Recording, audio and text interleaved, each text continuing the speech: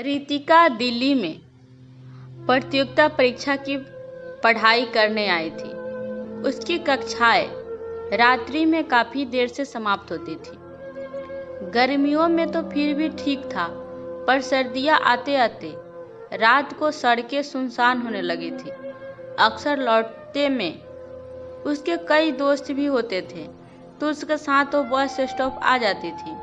एक दिन कुछ ऐसा हुआ कि जिन दोस्तों के साथ वो बस स्टॉप तक आती थी, वो लोग नहीं आए थे। कक्षा के समाप्त होने में भी थोड़ा समय ऊपर हो गया।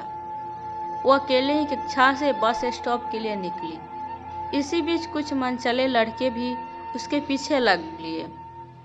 वो उस पर काफ़ी अश्लील फबियाया कस रहे थे।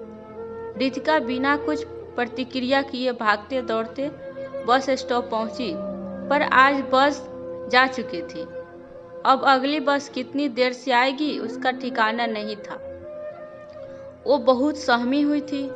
इतने में ही एक सरदार जी, जो कि ऑटो चलाते थे, वहां आकर रुके। स्थिति को भांपते हुए रितिका से पूछने लगे कि उसको कहाँ जाना है। रितिका को समझ नहीं आ रहा था, पर उसके सामने और कोई रास्ता नहीं था। सरदार जी इस समय उसके लिए तिनके का सहारा साबित हुए थे। वैसे तो सरदार जी उस समय अपने घर लौट रहे थे, जो रितिका के घर से बिल्कुल विपरीत दिशा में था, पर उस समय उन्हें रितिका की मदद करना ज़्यादा मुनासिब लगा। वो मनचले लड़के अभी भी नहीं माने और रितिका की ऑटो में बैठते ही बाइक से भी पीछा करने लगे थे। सरदार जी ने उसको पीछा करते देख ऑटो को रोककर बाहर आए और ललकार कर बोले कि अगर एक कदम भी अब साथ चले तो मेरे से बुरा कोई नहीं होगा। सरदार जी के हटे कटे और रोबदार शरीर को देखकर उन लड़कों की सिटी पिटी गुम हो गई। वैसे भी पुलिस की गाड़ी की पेट्रोलिंग की आवाज़ भी आ रही थी।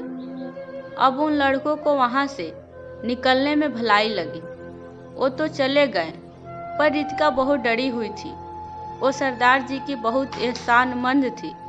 सरदार जी ने उसकी हालत भांपते हुए कहा कि बेटा, कभी कभी जिंदगी में कुछ अनचाहे हालात बन जाते हैं, पर उसकी वजह से घबराकर पढ़ना लिखना मत छोड़ना। अगर पीछा करने वाले आवारा लड़के हैं, तो कहीं ना कहीं ऐसे लोग भी हैं जो बहन बेटी के रक्षा के लिए हमेशा तैयार रहते हैं। मेरा तो ये भी मानना है कि कई बार कोई मदद के लिए ना भी पहुंच पाए, तब भी बेटी बहन खुद ही इतनी समर्थवान हो कि ऐसे मनचले लड़कों उनकी तरफ आंख भी ना उठा पाए। रितिका को सरदार जी की बात समझ आ रही थी।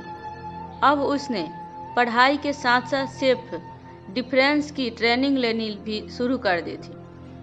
रितिका ने अपने आसपास की लड़कियों को सेल्फ डिफेंस की ट्रेनिंग के लिए प्रेरित करना शुरू कर दिया।